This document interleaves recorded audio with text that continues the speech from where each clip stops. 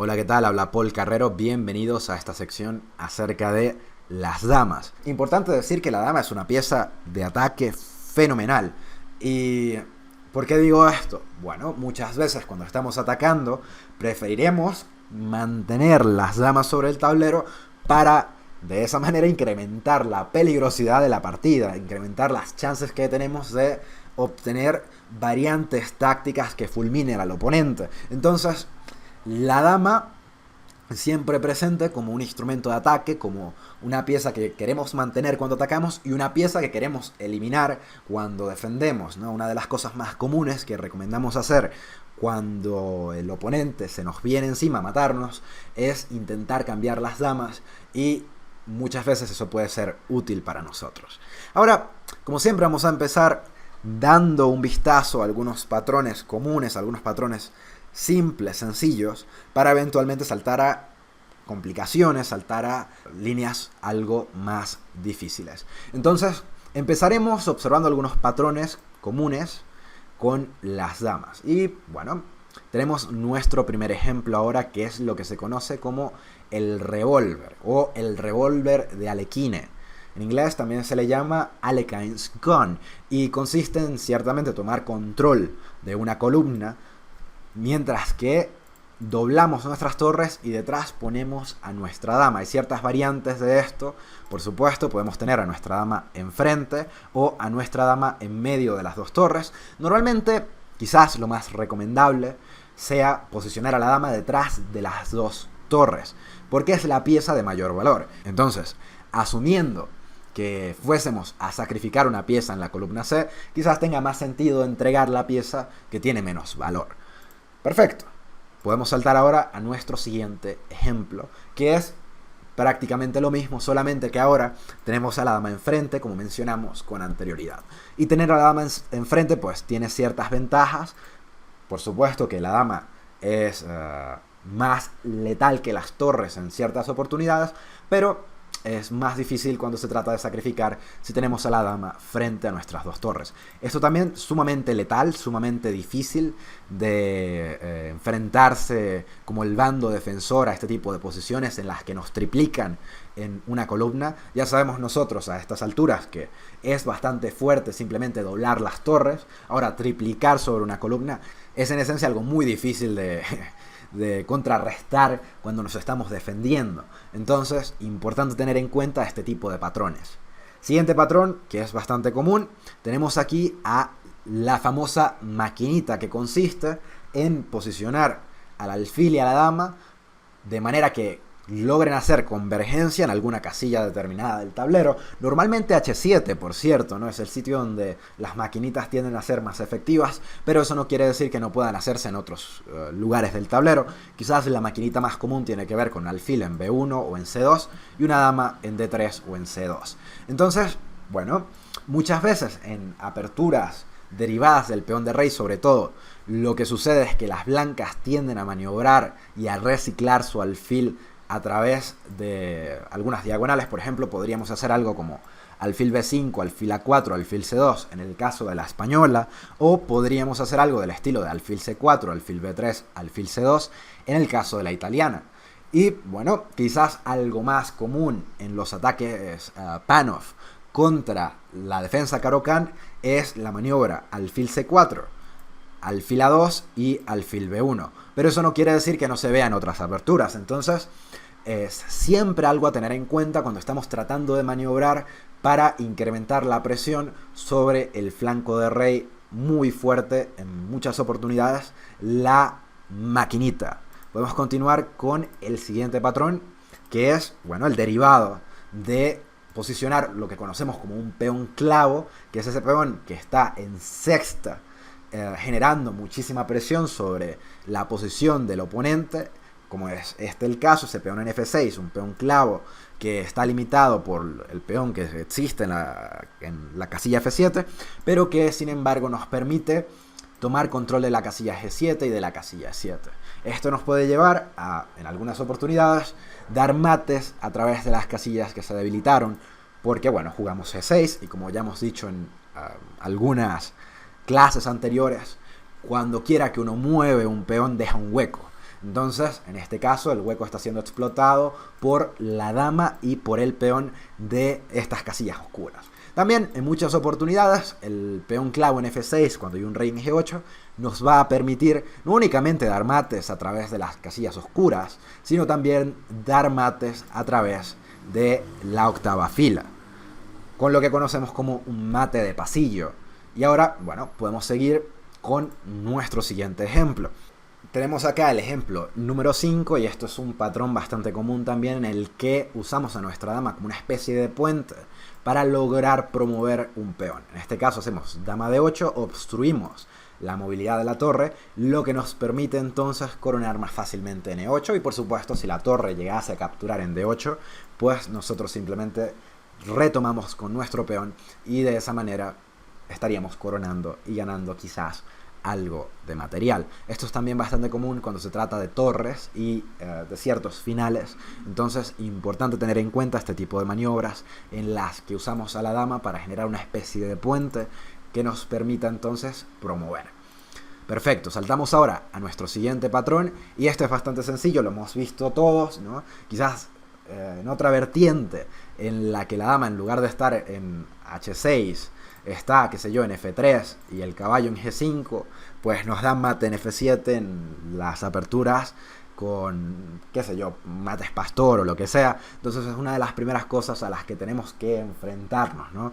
El caballo y la dama en combinación, generando presión en nuestra posición, en nuestra partida, y hay que tener mucho cuidado con esto. En este caso la dama se encuentra en H6, el caballo va a G5, lo que incrementa el ataque sobre el punto H7, y lo que ciertamente lleva a las negras a tener problemas en la posición. Muy común este patrón, algo que se ve bastante seguido y que hay que tener en cuenta. Entonces, perfecto, podemos saltar ahora a nuestro patrón número 7, que es simplemente el famoso mate de pasillo, porque las piezas negras no tienen un aire que darle, un respiro que darle a su rey, porque no han movido sus peones enfrente del enroque. Entonces, a pesar de que hay un principio que establece que uno no debiera mover los peones enfrente de su rey, algunas veces es precisamente eso lo que lo mata a uno.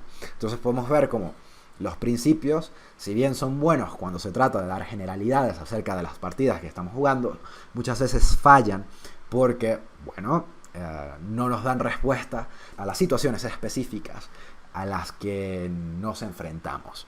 Perfecto.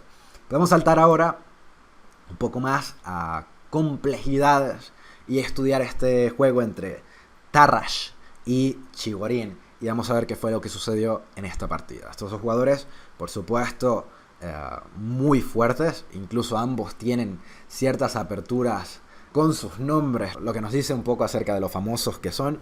Y bueno, podemos comenzar con la partida. Tenemos E4, E5, no nos interesa en exceso la apertura por los momentos, pero sí nos interesa esta posición.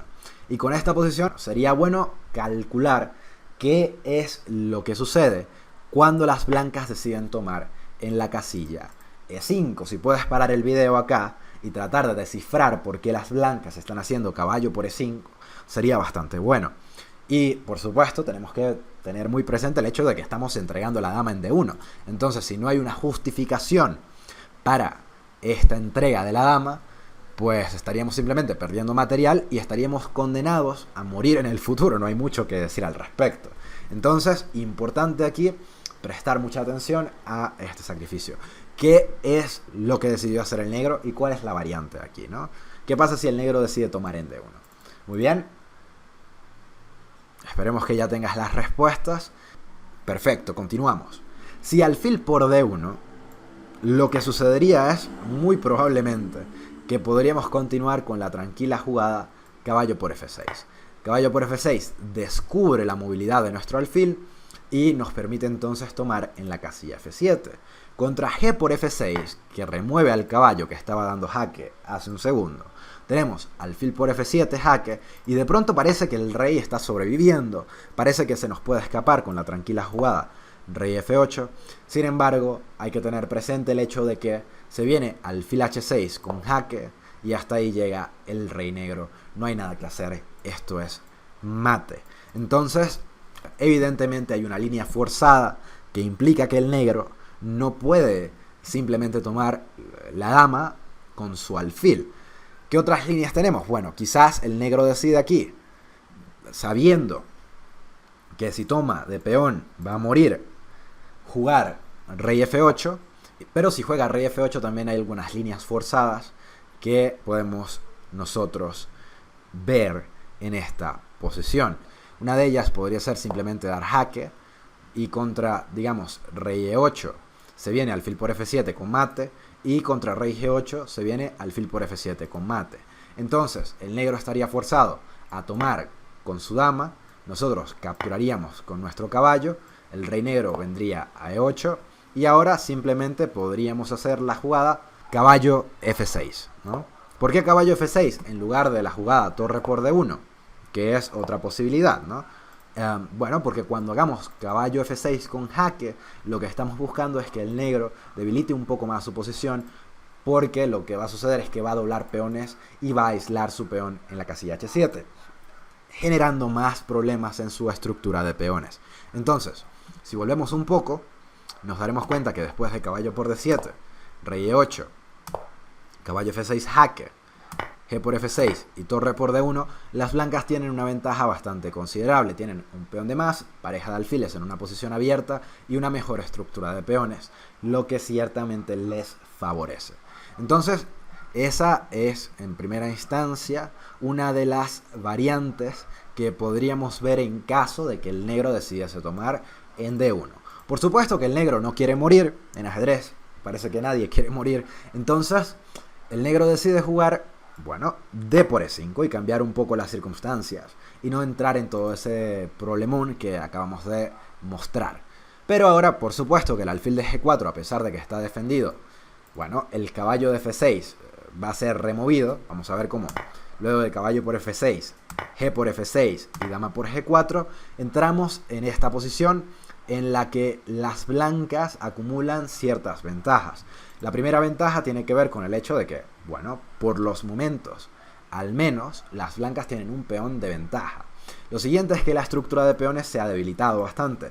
El peón en H7 está aislado, los peones en F7 y en F6 están doblados, lo que puede llegar a ser molesto.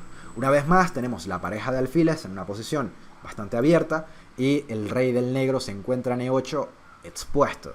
Entonces la posición del negro no es la mejor. Pero también podemos notar cómo la dama en G4 es superior a la dama en D8 debido a que amasa mucha más movilidad que la dama, que está bastante pasiva en estos momentos en la casilla D8. Hay que tener cuidado si somos las piezas negras con jugadas del estilo de dama G7, que no solamente atacan a nuestra torre y a nuestro peón de F6, sino también amenazan al peón de F7 con ciertos mates que podrían llegar a suceder. Me imagino yo que dama G7, torre F8 y alfil H6 se ve bastante problemático porque la torre de F8 va a estar atacada y se va a incrementar bastante la presión sobre ella. Entonces no es una posición muy cómoda para las negras.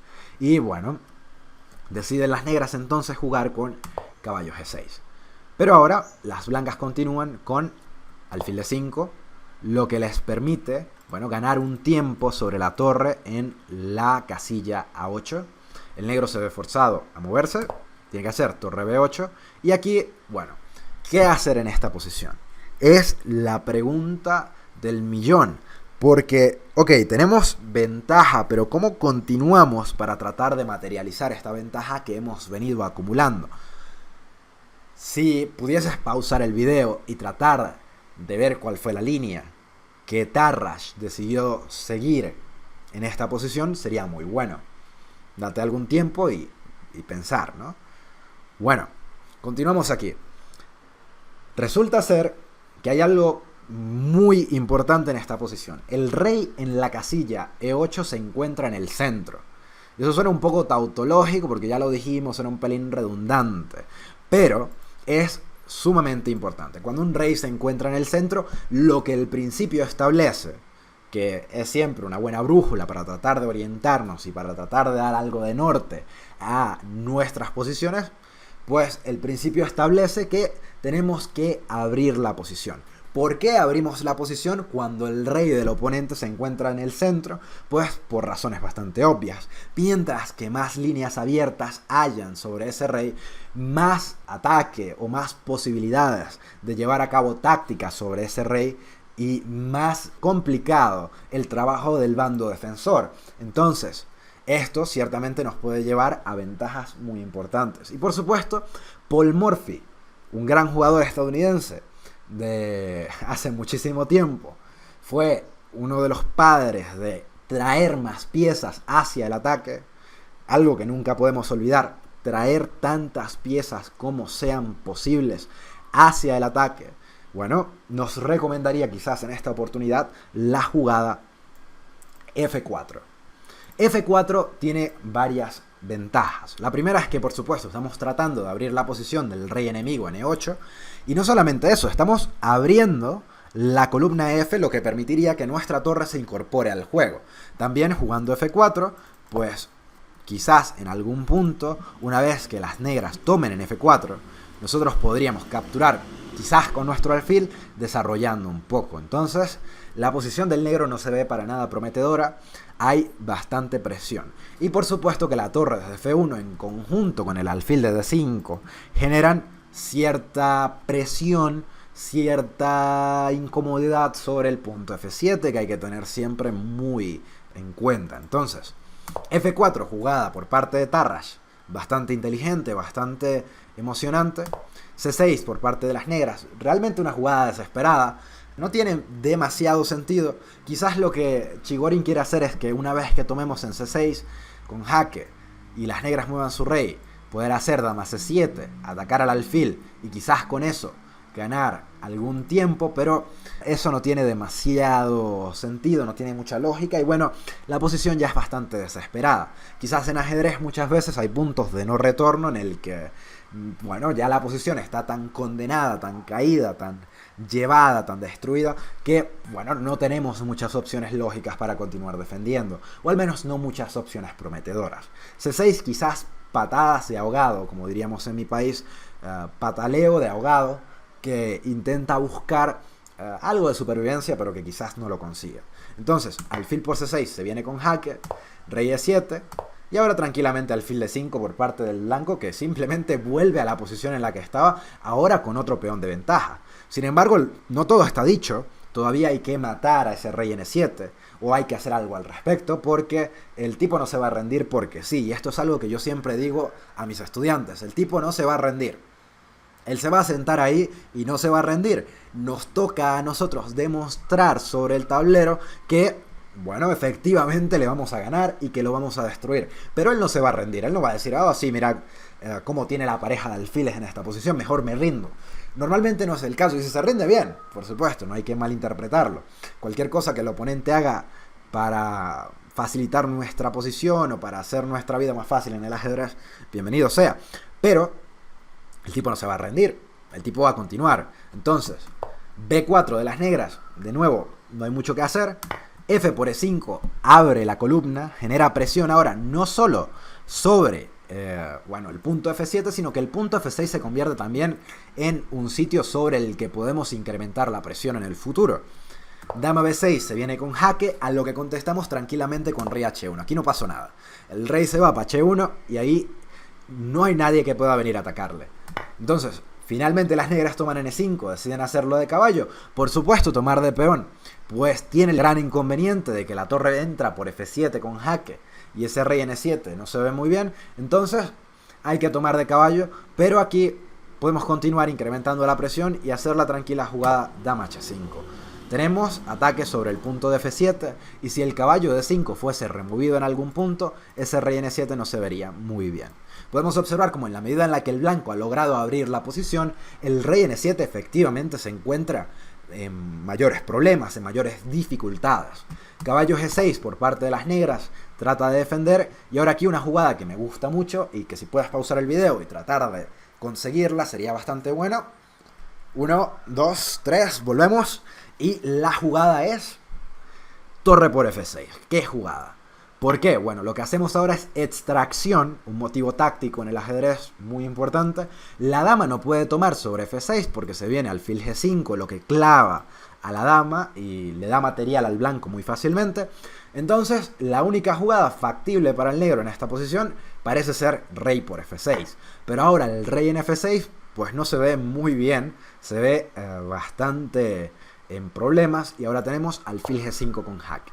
Entonces, alfil G5 con jaque nos permite ahora forzar al rey a moverse a G7. No sirve mucho irse a la casilla E5 porque podemos continuar con alfil E7 que se viene con jaque y esto es prácticamente mate. La única jugada posible para el negro parece ser F5 o quizás incluso rey F4, pero eso no es muy bueno porque ambas líneas terminan en mate después de dama G5. Importante hacer alfil E7 para mantener al rey en el centro y no permitirle volver a D6 o a F6 de forma que se vea más expuesto en su siguiente jugada. Y por supuesto que esto no le gusta mucho a las piezas negras. Tenemos por tanto que hacer rey G7 para tratar de sobrevivir. Ya vimos que rey E5 nos lleva ciertamente a un mate inevitable y ahora podemos continuar con la jugada que fue hecha por parte de las blancas, dama H6. Dama H6 está forzando al negro a mover a su rey a la casilla G8 y ahora por supuesto lo que queremos hacer es continuar con torre F1. ¿Por qué torre F1? Porque una vez lo hagamos, el punto F7, que parece ser el punto más débil de la posición del negro, empieza a colapsar. Estamos yendo por la debilidad del negro. Torre F1, incrementamos la presión sobre F7. Hay que ver que F7 en esta partida ha sido el punto sobre el que hemos atacado constantemente y las negras están ahora mismo pagando algunas consecuencias por la indefensión de ese punto. Entonces, bueno, le toca al negro defenderse, hace torre F8 y esto es ciertamente no el tipo de posiciones en el que queremos tener a nuestras torres. Muy pasivas, muy distantes de cualquier semejanza de actividad en esta posición. Entonces las negras se ven bastante en problemas. Y ahora recordemos uno de los patrones que vimos hace algunos momentos, que fue, bueno, posicionar un peón en F6, que también pudo haber sido un alfil, por cierto, para atacar a través de las casillas oscuras. Amenazamos tranquilamente la jugada dama G7 con mate. Entonces el negro no tiene otra sino capturar en F6, cualquier otra variante pierde. Entonces continuamos simplemente con torre por F6 y aquí las negras se rindieron por algunas razones. Una de ellas es que supongamos que el negro hace cualquier variante, no lo sé, digamos alfil B6, va a tener muchos problemas derivados del hecho de que torre por G6, H por G6 y dama por G6 es mate porque el peón de F7 está clavado y el negro por tanto no puede hacer mucho para defenderse. Entonces esto es ciertamente el fin de la posición del negro y no hay mucho que hacer, se cayó todo. Una vez más podemos nosotros a través de estos ejemplos notar la fuerza que tiene una dama y lo importante que es saber utilizarla. Notemos cómo en esta partida las piezas negras tuvieron una dama sumamente inactiva, mientras que las blancas lograron a través de ciertas maniobras y ciertas tácticas incrementar la movilidad de su dama poco a poco, hasta el punto en el que la posición del negro cayó completamente, colapsó completamente. Entonces, muy bonito ejemplo por parte de Tarrasch, ciertamente un jugador muy fuerte y Chigorin se cayó aquí completamente. Podemos ir a la siguiente partida, al siguiente ejemplo y tratar de entender qué fue lo que sucedió en este. Tenemos otra partida entre Chigorin y Tarrasch. Esta vez Tarrasch va con las piezas blancas y Chigorin con las negras, pero vamos a ver qué sucedió aquí, porque esto es la venganza de Mikhail Chigorin. Tenemos E4, E5, la apertura quizás no nos importa en demasía por los momentos, pero una vez que llegamos a esta posición comienza a interesarnos lo que está sucediendo. Aquí la dama en C6 se ve algo molesta, se ve algo un poco difícil de lidiar. si yo estuviese jugando esta posición, me refiero a que quizás fuese algo incómodo, algo con lo que no quisiese lidiar en demasía aquí, por supuesto, pero bueno, hay que ver qué hacer.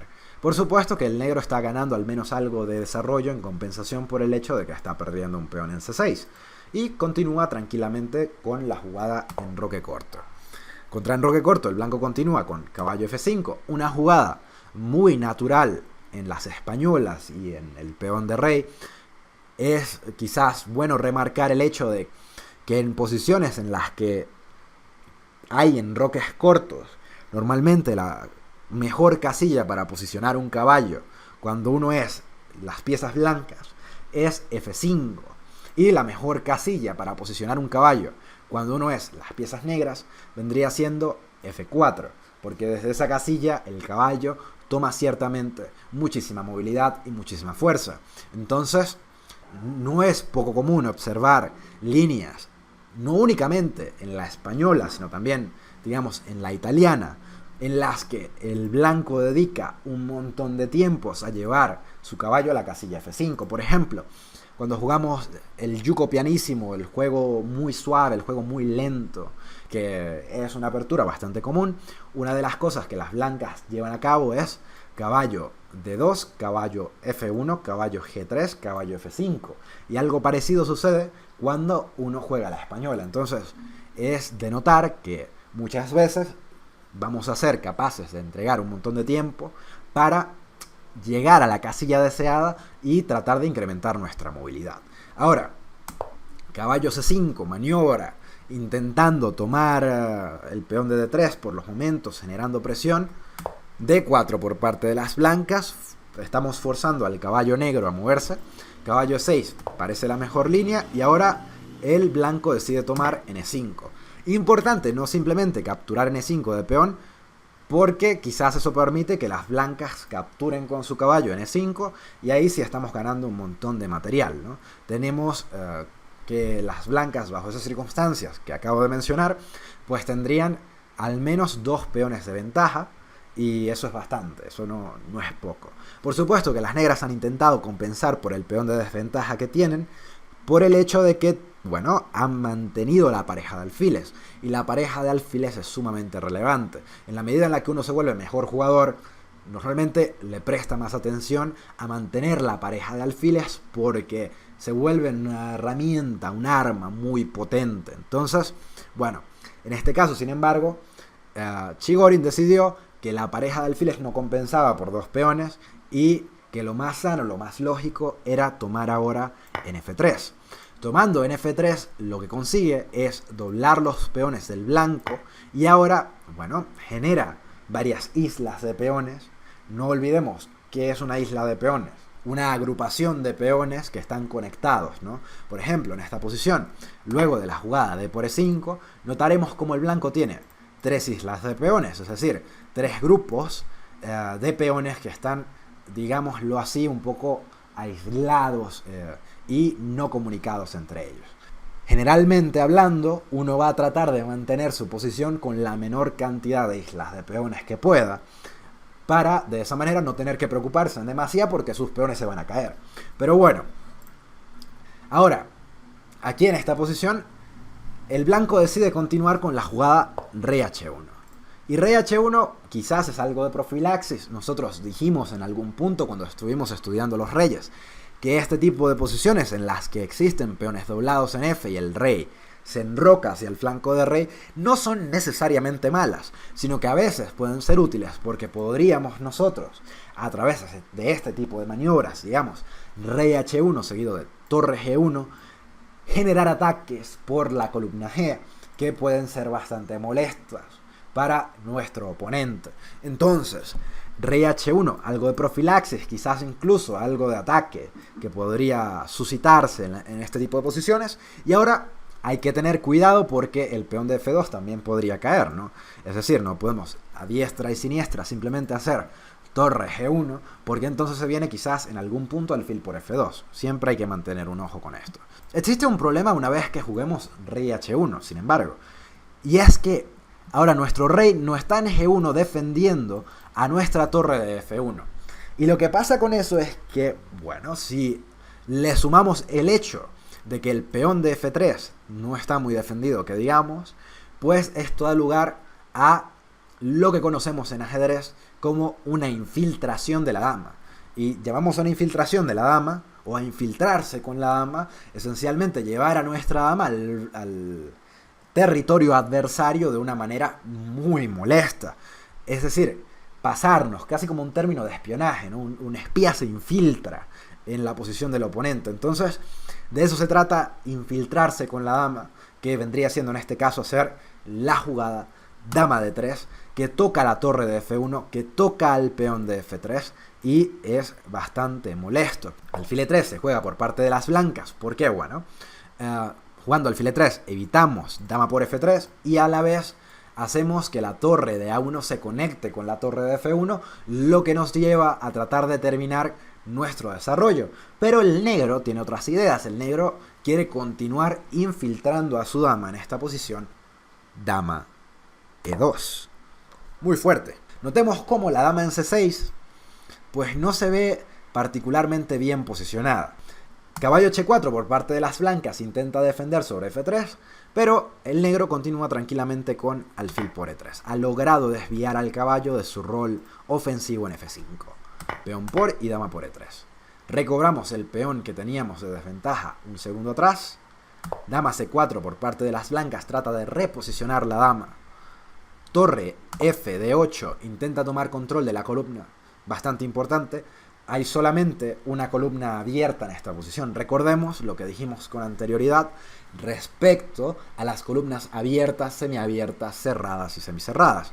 Las torres prefieren las columnas abiertas y por eso vamos a tratar de hacer contienda por esa columna. Importantísimo hacer contienda por la columna abierta. Caballo F5 ataca a nuestra dama. Nos movemos, hacemos dama de 2. Torre G1 amenaza a nuestro peón de G7. Ahora, las negras deciden jugar G6. Torre G2 intenta quizás defender sobre B2 y prepara a su vez quizás doblar sobre la columna G. Dama F4 reposiciona a la dama. Intentamos entrar sobre la columna D. Y aquí una jugada bastante interesante defensiva por parte de las blancas. Y esto requiere bastante creatividad, yo diría. El blanco decide jugar en esta posición caballo E7. ¿Por qué juega caballo E7 con jaque? Es simplemente porque queremos dar un jaque porque sí, para que el negro mueva a su rey de G8 a alguna posición y ya está. ¿Es eso todo lo que queremos? ¿O hay algo más detrás de esta jugada caballo E7? Yo diría que hay algo más. Y la razón es que jugando caballo E7 con jaque y maniobrando con nuestro caballo a D5, lo que intentamos hacer es bloquear la columna, de manera que las negras no sean capaces de llevar su torre a través de la columna D y de incrementar la presión en la posición. Entonces, muy inteligente esta maniobra. Caballo E7 seguido de caballo D5, que toca a la dama y que evita que las negras continúen mejorando la posición de sus piezas. También, importante decir que si las negras pudiesen de alguna manera remover al caballo de D5 a través de una jugada del estilo de C6, pues quizás esto no sería tan fuerte. Pero en este caso la dama de C4 comienza a ser útil porque defiende y evita la jugada C6. Dama H6, torre G1. A pesar de que las torres se vean bien ubicadas en la columna G, pues tienen el problema de que la columna no está del todo abierta y no parece haber una forma de que las torres mejoren su movilidad o de que se vuelvan bastante peligrosas, porque un peón en G6 defendido por estos peones en F7 y en H7 hacen bastante difícil que estas torres sean buenas o que realmente generen estragos en la posición de las piezas negras. Entonces, torre D7 defiende sobre C7, dama C6 ataca todo, torre D8, no nos importa perder al peón de A6, dama por A6. ¿Por qué no nos importa perder al peón de A6? Bueno, precisamente porque perdiendo el peón de A6 desviamos a la dama de su rol obstaculizador en la casilla C6. ¿A qué me refiero con eso? Hace un segundo la dama desde C6 era capaz de evitar las jugadas de C6 por parte del negro, lo que permitiría a su vez desviar al caballo de la casilla de 5, lo que a su vez nos daría control de la columna D.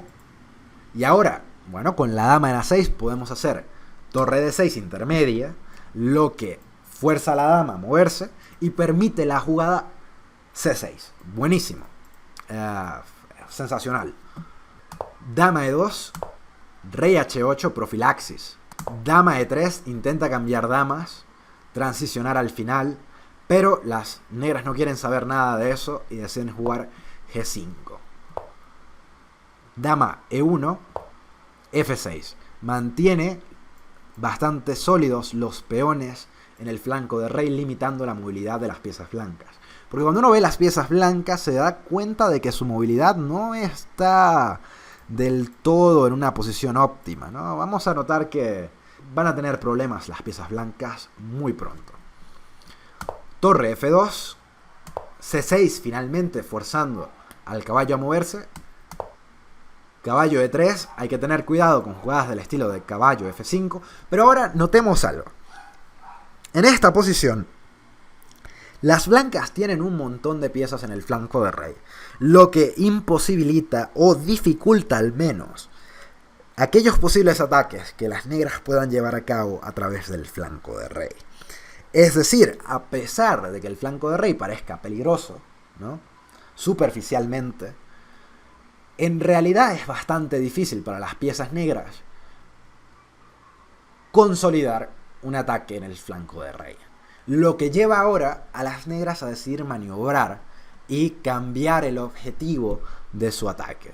Ahora, cuando uno piensa en maniobrar en ajedrez, ¿no?, cuando uno piensa en esa gimnasia mental que es maniobrar en ajedrez, uno tiende a imaginarse un caballo, porque el caballo es como la pieza que más comúnmente se maniobra de manera lenta, de manera pesada a través del tablero.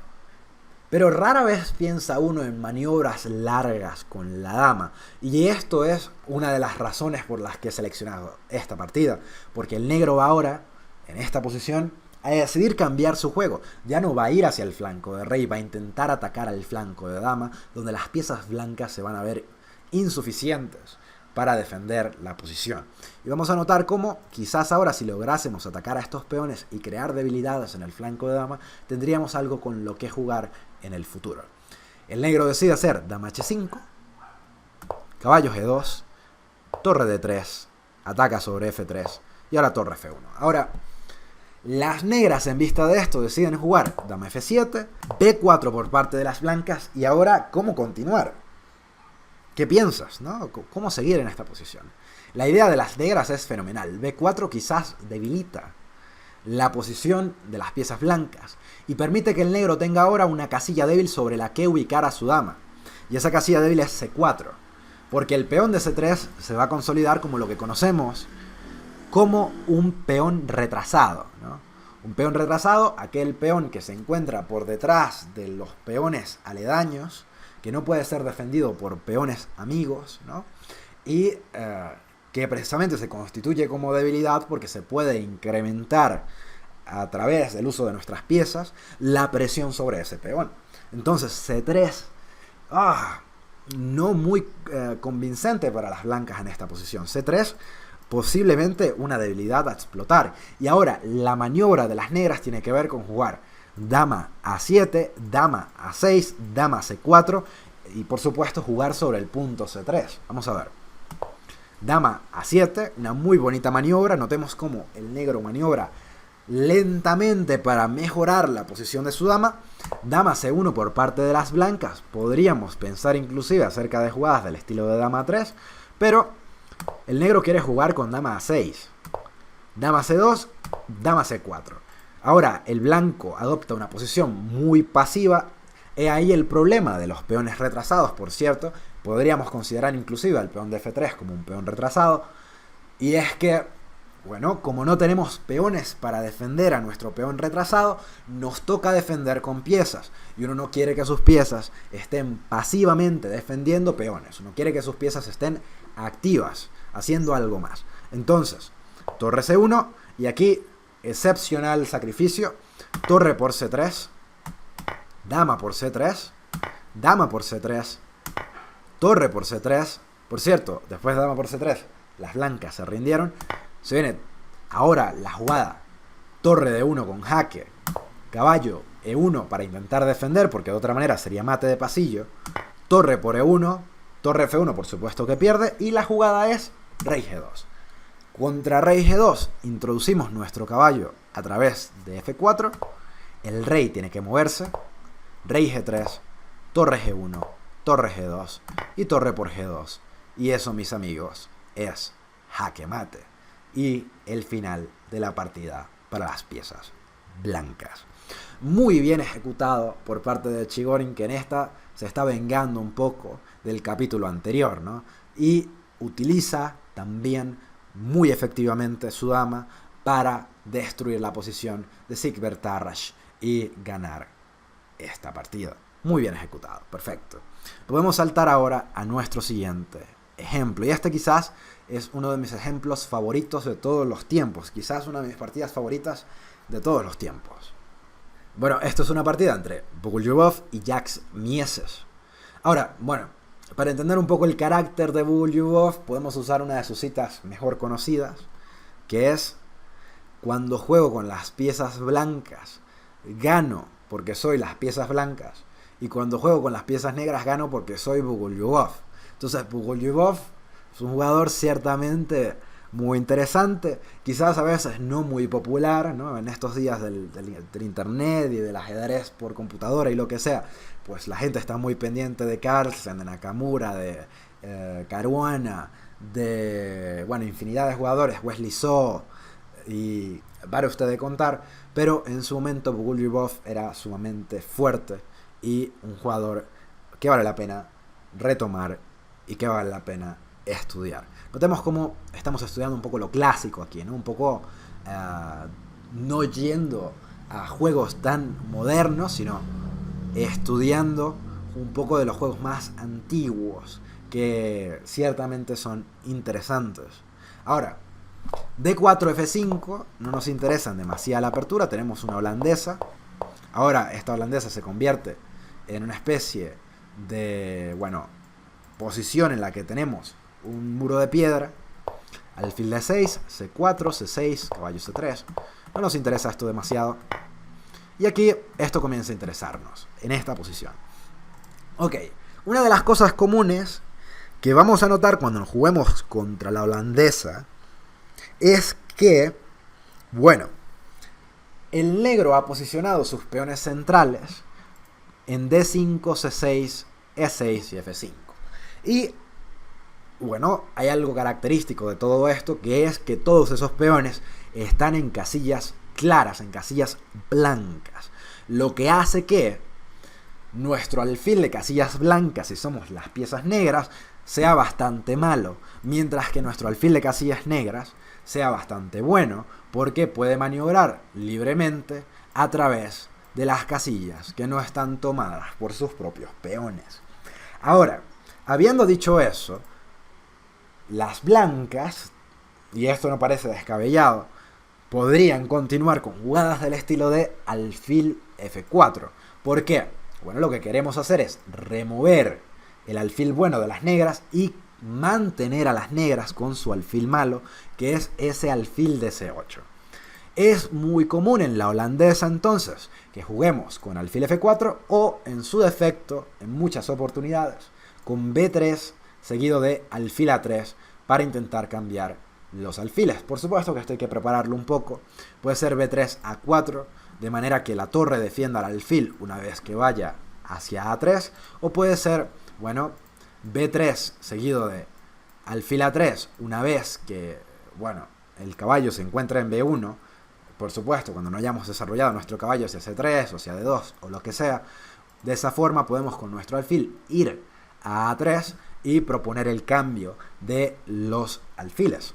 Ahora, alfil F4, alfil por F4, G por F4, doblamos peones, es verdad, pero en esta posición nuestros peones centrales nos permiten tener un muy buen control del centro. Dama H6, E3 defiende F4, no podemos dejar caer F4.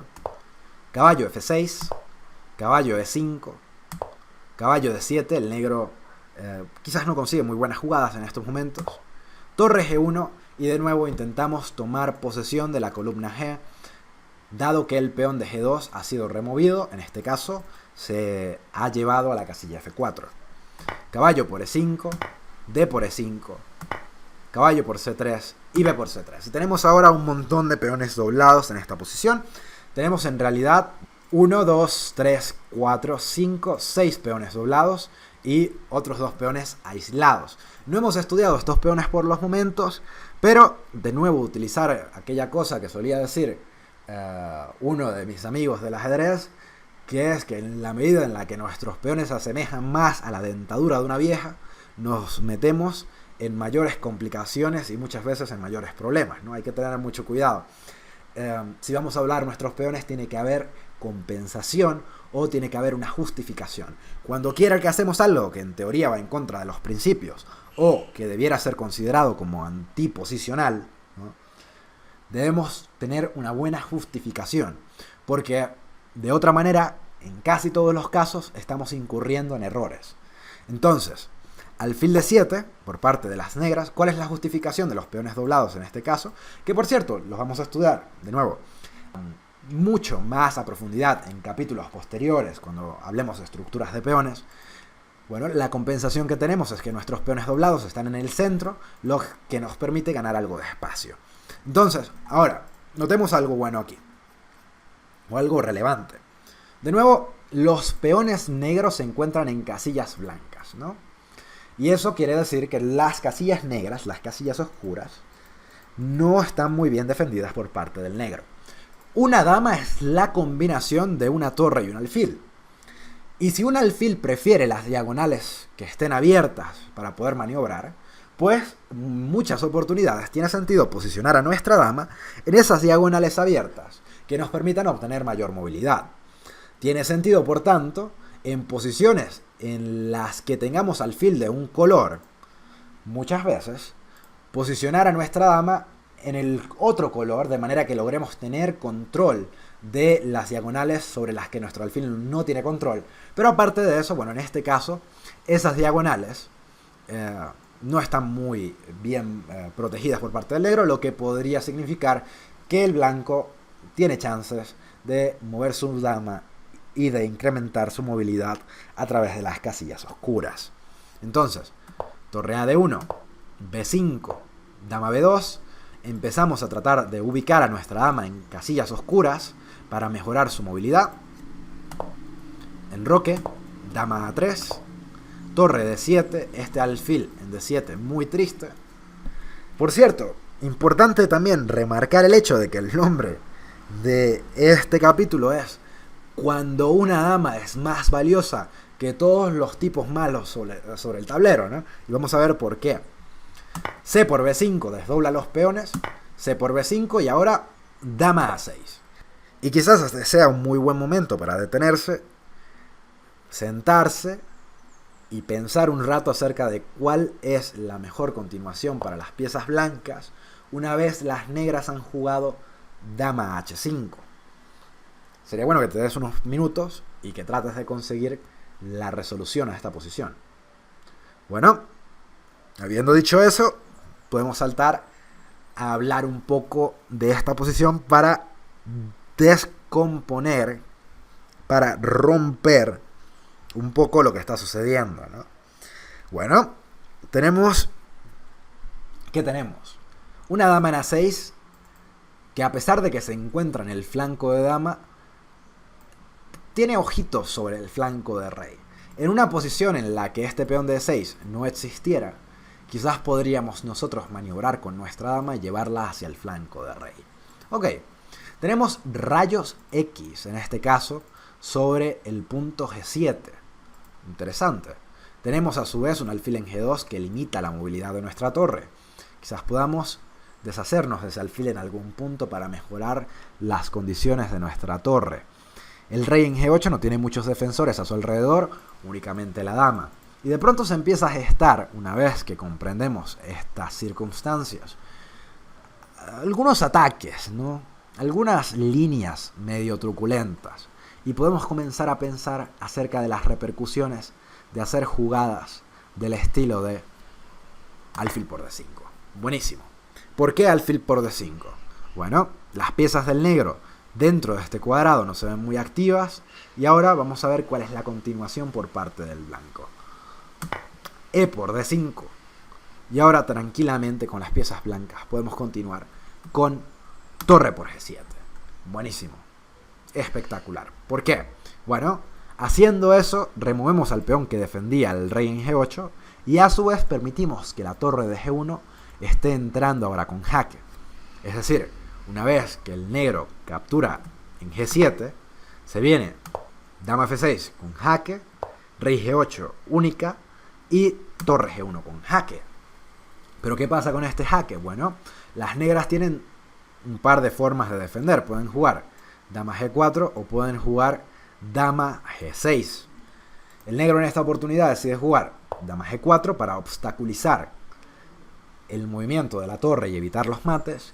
Y tranquilamente ahora podemos capturar a la dama luego de esta secuencia táctica muy bonita. F por G4. ¿Y qué sucede aquí? Bueno, tenemos una dama, el negro tiene dos torres. Tenemos... ¿Cuántos peones tenemos con las piezas blancas? 3, 6, 7 peones. Y las negras tienen solamente 5 peones. Es decir, tenemos una dama y 2 peones por 2 torres y un alfil. ¿Qué otras cosas están sucediendo aquí? Bueno, las torres no están muy bien coordinadas. Vale la pena preguntarse cuándo son 2 torres mejores que una dama. La respuesta a esa pregunta es cuando las torres son capaces de coordinarse de manera efectiva. Tienden a ser mejores que la dama. Es decir, cuando hay columnas abiertas y logran doblarse o posicionarse en séptima y cuestiones parecidas, en esos casos las torres se vuelven mejores que una dama. Pero si las torres están descoordinadas, la dama tiende a tener una muy buena ventaja. En este caso no solamente tenemos 2 peones, sino que tenemos 2 peones pasados en el flanco de rey. Y están bastante cerca de promover. Y están bastante cerca de volverse peligrosos. Entonces, he ahí la compensación del bando blanco en esta posición. Sin embargo, las negras no se van a rendir. Y por cierto, si uno encendiese en este momento su módulo de análisis, se daría cuenta de que las blancas tienen una ventaja de más 4.4. Y eso es bastante, eso es casi una torre. Entonces, veamos cómo continúan las blancas. Seguimos con F5, se viene E6 muy pronto. Torre C8, las negras no consiguen mucho que hacer. E6, forzamos a las negras a mover su alfil. Fil C6, dama F7 con jaque, rey H8 y aquí muy bien ejecutado F6. Ahora, amenazamos tranquilamente mates en G7. Es especialmente dificultoso cuando uno juega con torres defender contra peones que sobrepasan la sexta y están conectados, como en este caso, porque es muy difícil evitar que coronen. Entonces, esto es ciertamente no lo mejor para las negras. Entonces, aquí las negras deciden continuar con torre G8. Y bueno, la pregunta es, ¿cómo continuamos con las piezas blancas? ¿Qué hacer? Y si pudieses pausar el video durante un momento, sería bueno, para tratar de descubrir cuál es la jugada de las piezas blancas. Ok, perfecto. Una vez dicho esto, la jugada por parte de las piezas blancas ahora es contra torre G8, sencillamente dama C7. ¿Por qué? Recordemos de nuevo que una dama no es sino un alfil y una torre en combinación. Si nosotros en esta posición nos sentáramos y pudiésemos de alguna manera colocar un alfil blanco sobre el tablero como si estuviésemos jugando pasapiezas, ¿cuál sería la mejor diagonal para posicionar a ese alfil? Yo diría que la mejor diagonal sería, por supuesto, A1, H8, porque desde ahí, una vez que nuestros peones avancen, ese rey se ve masacrado. Bueno, en este caso quizás lo mejor que podemos hacer es dama C7, con la idea de maniobrar y llevar a nuestra dama hacia la casilla E5. Entonces, desde E5 Lo que está sucediendo es que le damos rienda suelta a estos peones para que avancen, y ahora lo que sucede es que eso se viene también con jaque. Y jaque y te promuevo, y te corono, y se acabó. Entonces, dama C7 buena, torre C8 defiende el alfil, y dama E5. Y las piezas negras no son congruentes, no están bien ubicadas, y la posición se está cayendo de lleno, se está cayendo completamente. D4 jaque, desesperada, rey G1, alfil de 5 desesperada, tratando de buscar algún truco, pero tranquilamente F7, torre G7, y ahora dama por D5, con ventaja más que decisiva, y las negras abandonaron, y Bogolyubov una vez más fue Bogolyubov. Muy bien ejecutado, muy bonito juego, y muy buen ejemplo del poderío de la dama, y cuando la dama puede ser más fuerte que prácticamente todo el mundo sobre el tablero. Muy bien ejecutado. Observemos ahora el siguiente ejemplo, y es el último ejemplo que tenemos en esta lección acerca de las damas. Tenemos Boris Kramer contra Larry Christensen. Larry Christensen, un gran maestro estadounidense, bastante bueno por cierto.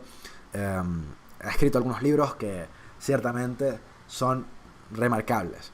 Continuamos ahora y observemos esta partida. A mí me gusta mucho, no nos interesa demasiado la apertura, porque no es el tema de esta clase. Pero una vez lleguemos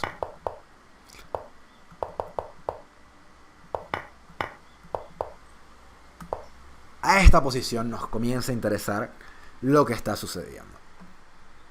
Si fuésemos nosotros a evaluar la posición y a determinar lo que pasa, podríamos decir que las piezas blancas están intentando atacar sobre el flanco de rey y llevar a cabo maniobras que maten a ese rey en H7. Es decir, podría uno asumir que el blanco quisiera en algún punto hacer torre G3 y torre G1 para, bueno, doblar sus torres sobre la columna G y llevar a cabo algunos mates sobre ese rey en H7. Sin embargo, bueno, el negro quizás intentará, porque no puede hacer mucho en el flanco de rey, ganar algo de contrajuego en el flanco de dama. Y vamos a ver qué es lo que sucede aquí. Torre G8 defiende sobre G7. Torre G3 parece bastante congruente. Dama B6. Este alfil en C4 realmente no está muy bien posicionado. No parece tener muchas casillas con las que jugar. Entonces, alfil B3, alfil por B3, A por B3, A5 por parte de las negras, buscando contrajuego desesperadamente, y alfil G5. Peligroso para las negras, por supuesto que no pueden tomar en G5, porque tomar en G5 les llevaría a sencillamente, bueno, jugadas del estilo H por G5 y dama H5 se viene con mate. Entonces el negro no puede capturar. Amenazamos, por supuesto, alfil por F6 abriendo la columna G, que puede llegar a ser peligroso. C4 del negro sigue buscando contrajuego desesperadamente. Y torre G1. Y las piezas blancas continúan, no se rinden en su ataque. Siguen llevando más piezas hacia el flanco de rey. Peón por C por B3. Dama D4, centralización de la dama. Ataca sobre E4, que es algo molesto, porque el caballo y la dama convergen sobre ese punto. Y ahora alfil por F6, G por F6 y torre G4, que defiende sobre E4 y prepara a su vez jugadas del estilo de dama G2, que son bastante molestas. Ahora, A4 por parte de las negras busca incluso más contrajuego y el blanco decide en esta oportunidad jugar B4. B4 es un error. El blanco quizás debió haber jugado B por A4 y la partida continuaba, pero vamos a observar qué pasa aquí. B4, A3 por parte de las negras y ahora la jugada dama G2. Y el blanco muy probablemente está pensando en esta posición que ya ganó, que destruyó totalmente a las piezas negras. ¿Por qué? Bueno, porque con la jugada dama G2 lo que estamos haciendo es posicionar nuestras torres y nuestra dama en la columna, lo que amenaza sencillamente torre por G8 y dama por G8 con mate. Si torre por G4, dama por G4, dama G7 viene siendo mate y eso es imparable, no se puede detener. Sin embargo, vamos a estudiar el potencial defensivo de la dama en esta posición. Con la jugada que ciertamente fue sorpresa para las blancas en esta posición, o eso es lo que yo me imaginaría, dama por G1, ¿no? Muy importante siempre a la hora de calcular nuestras variantes considerar jaques, capturas, amenazas y finalmente cualquier otra jugada. En este caso, la captura con jaque prueba a ser de vital importancia para las piezas negras. Notemos cómo el peón de la casilla A3 está bastante cerca de promover, está bastante cerca de coronar, mientras que las piezas blancas están bastante lejos de ese peón para evitar que promueva. Y vamos a notar cómo de ahí que se origine una variante bastante buena. Dama por G1 por parte del blanco, por supuesto, y ahora tranquilamente torre por G4. Dama por G4 y continuamos con la jugada A2, muy fuerte. A2 muy fuerte. Porque la amenaza del negro es muy simple, se viene torre por B4, que amenaza torre B1. Y ahora el negro no solamente nos está coronando, el negro también nos está destruyendo totalmente, está ganando material. Ahora es el blanco el que se encuentra en dificultades. Digamos que hacemos la jugada dama D1. Yo tomo en B4 y ahora ¿cómo continúas con las piezas blancas? Realmente las blancas están perdidas en esta posición porque torre B1 desarticula totalmente cualquier intento del blanco de hacer una tabla o de lograr igualar o lo que sea. No funciona dama D1. Entonces, ¿qué hacer ahora con las piezas blancas? Vale la pena detenerse y pensar cuál es la jugada que hay que hacer ahora para tratar de encontrar una salvación con las piezas blancas. Sería bueno que detuvieses el video, te dieses un par de minutos y tratases de entender cuál es la línea para el blanco. Ok, perfecto, continuamos. Por supuesto que el blanco solamente tiene una jugada, y esa jugada es dama G1, forzando las tablas. El negro hizo una jugada espectacular de defensa hace unos pocos movimientos, y ahora el blanco lo está haciendo también. Porque contra torre por B4, el motivo de la defensa del blanco va a ser el jaque perpetuo. Va a jugar el blanco ahora la tranquila jugada dama A7, que amenaza dama por F7 con jaque, rey H8, dama F8 y dama F7 para siempre, con un jaque perpetuo que nos lleva a las tablas.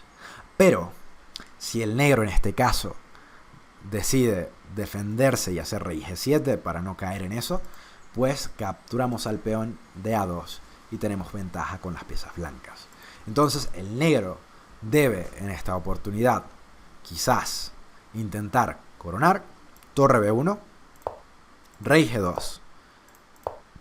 Coronamos una dama, pero el material no va a ser suficiente para ganar, porque se viene dama por F7 y esto es tablas. De nuevo, un espectacular ejemplo de cómo usar la dama para defenderse en estas posiciones. Y con esto acabamos nuestros ejemplos acerca de las damas. Muchas gracias, espero te haya gustado. Mi nombre es Paul Carrero.